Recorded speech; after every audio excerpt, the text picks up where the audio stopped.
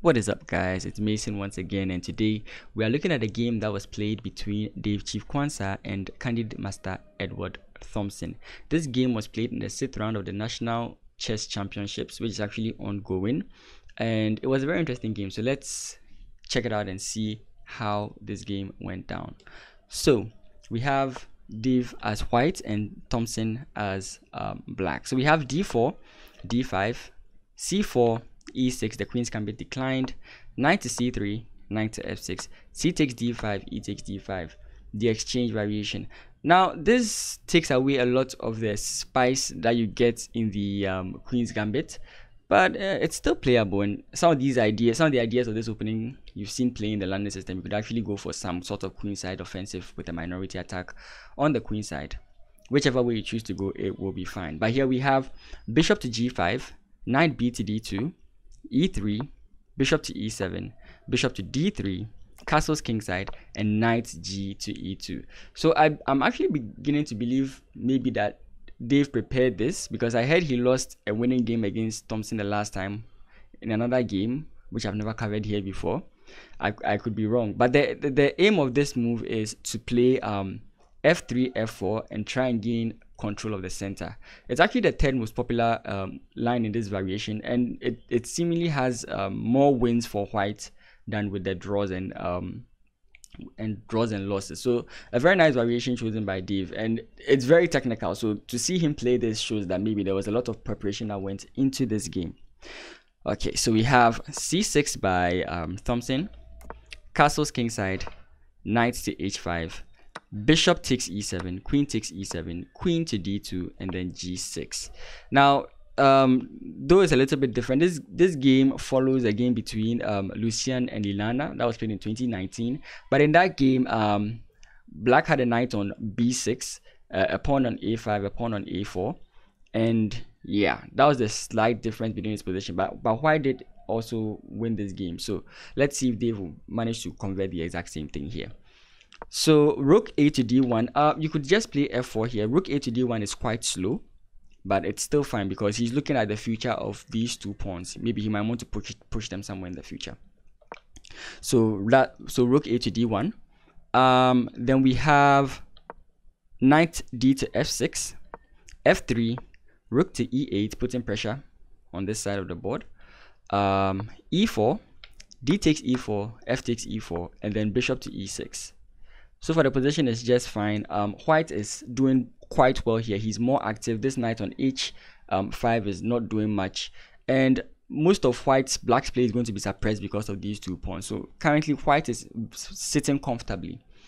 We have knight to f4, knight takes f4, queen takes f4, and king to g7. Of course, you don't want to lose your knight at this stage of the game.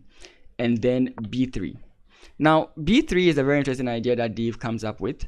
He goes after rook a to d8, he goes bishop to c4, and after bishop takes c4, bishop takes b takes c4. He has this sort of King's Indian structure that you normally have in the beginning of the game. And though this looks impressive, it's a little bit slow, because in the time it took him to play b3 and then bishop to c4, black managed to get his rook to this active square. And now after the trade of bishops, though you have this move, black is a little bit more active. In this position, actually, you are in no threat of losing this pawn. Of course, the knight guards it. So we have the theme of this game, e5. Now you're always going to wonder in this game if e5 ever gets played. So now e5, knight to h5, we have queen to e3. And why is this important? You've created a square for your knight. So now your knight can transfer into this square, or this square. And mind you, this square is basically an outpost. These two squares are unchallenged by pawns. So if white could actually get his knight to any of these squares, it's going to be very good for him. But we had b3, like we said, bishop to c4. Sorry. Bishop takes c4, b takes c4, and then knight to h5, attacking the queen. We have queen to f3, knight to f6, queen to f4, and you could say they agreed to a draw here, but no, obviously I didn't even preempt that. But we have here h5. Now h5 is simply black trying to prove something here. you see, I think at this point in time they could have agreed to a draw. They could just repeat moves. I mean, it's not actually good for white to agree to a draw, because white is basically winning in this position. But they could repeat moves here, and black would be completely fine. But black decides to go for an idea here, and that's h4. Okay, there's nothing wrong with h4. We have h5. There's nothing wrong with h5. We have h4 here. Now, usually you learn in chess that sometimes if your opponent plays, let's say a5, you play a4. It's a very good way of combating any ideas of pushing b5. In most of these d4 positions, you've learned about this, but it's not always the principle. It's not always the rule. So this is a slip in understanding by Dave. I'm sure he's aware of this whole idea, but with the move h4, h5 h4 is not required by white. Actually, h4 makes the position easier for black to play, because now basically what has happened here is that white has lost a lot of his advantage, and now black is for choice. So just with the move h4, the advantage is slipping. Why? Because after h4, we have knight to g4, and he plays here queen to g3, which is another bad move in the position. Of course, he had to play queen to g3 because he has to defend the square. If you try to defend it with your pawn, your position is becoming more and more, your king is becoming more and more unsafe.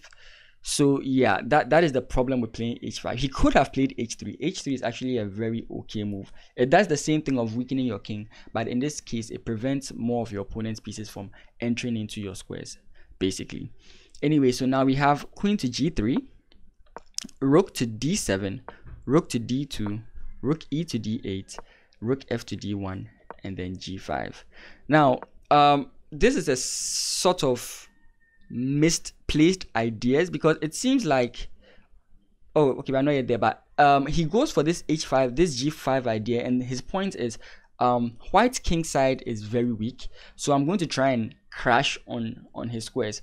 And what makes it a little bit not so good to go for g5 here is that you've moved all your pieces here, and it's going to take you more time to try and reroute them to attack the king side. So it's not really a safe idea you want to go for. It makes sense, but it's not really a safe idea you want to go for. Actually, the critical move here is queen to b4, and it's like it just comes out from left field. You completely leave this, abandon this whole idea, and come here to attack this pawn in particular. You're attacking this very strong central pawn structure that white has created.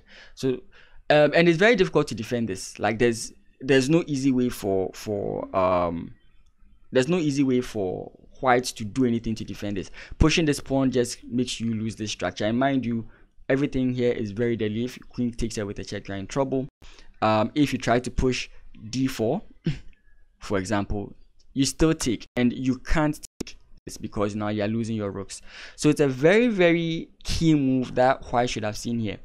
Just leaving everything, because the queen side is completely locked, and you deal with white's strength, and white's strength is basically crashing in the center. So it's a very, very instructive move that black should have gone for.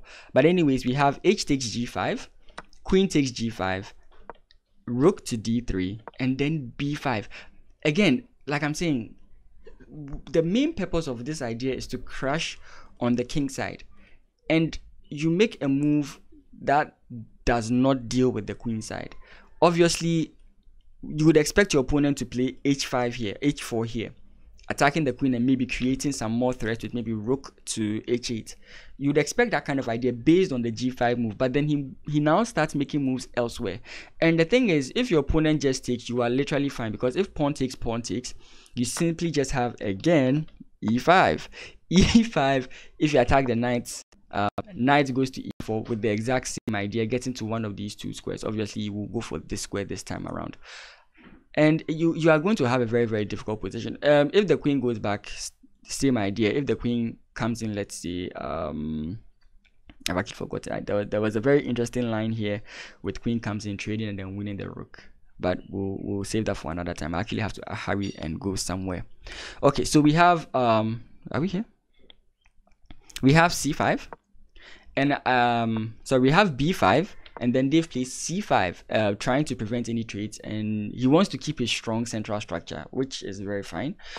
We have b4, knight to e2, rook to e7, queen to f3, rook e to d7, knight to g5, king to g6. Now king to g6, it's obviously very it's very incorrect, because you simply put yourself within this area where the queen can actually check you. And mind you, a trade of queens makes this pawn structure very strong. The presence of the queens kind of makes this uncomfortable for white to play. Like, it's very difficult for white to push, because you have to wonder about some of these squares and some attacks that can come up with the queen. But once the queens are traded off, this is just a very comfortable structure for white to use. So king to g6 just allows the trade of queens. But even better is e5. Oh, I really love e5 here. So e5, we have the point of e5 is that you're attacking this pawn, which comes with a check. Again, the king coming here is the main problem. And if you try to defend it with, let's say, rook to c8, now you have knight to e4. This knight to e4 move is very dead, because if this knight gets to these squares, like I've said 1,000 times, you are in trouble. So now knight to e4 attacking the queen. If the queen moves back, we have rook to f1. This is a very interesting variation from the engine. Queen to f8, queen to f5 check, king to h6, and then rook to h3. Just utter decimation of black's position. Very interesting line. So yeah, you could have gone for e5. E5 was literally the to be played move in this game. It should have been played many times, but sadly it wasn't. But it's fine nonetheless. So let's continue. We have queen to f5 here, queen to f5, king to h6, queen takes g5, king takes g5, knight to f5. So regardless of whatever happened here, we can see that the knight still sort of gets this active square. Knight f6, knight to d6, h4. Now h4 basically tries to stop rook here. It's not really something you should worry about, but yeah. Now black's moves with the pawns here have actually compromised his position and made it very difficult for him to actually prove any sort of advantage. If there's anything black can go for here, he's simply trying to draw. But with the move h4 stopping rook here, you have made a crucial error. Rook to f1, rook to h8. Again, now he's now trying to push for his idea, which he should have pushed for earlier, but he didn't push for. But this creates a crucial mistake, and now we have e5. e5, knight to d5, knight takes f7 with a check. You're forking the king and the rook. Rook takes f7, rook takes f7, rook a8 defending the pawn, a3, a5 defending. He's going to try and create a pass pawn with this pawn. Rook to h7, which shouldn't actually be done. At this point in time, you should be going back to defend, or you could first trade off and then bring your rooks back to defend. This pawn is never going to be pushed, and you aren't really creating a threat by doing that. Rook to h7, rook to b8. Again, he's trying to create a pass pawn, because now he's in a losing position. Obviously, rook and knight versus rook and rook in an end game is usually winning for the one with the two rooks. So he's obviously making a very good choice here. And then we have rook to f7, very good by Dave, recognizing that he has to come back to defend.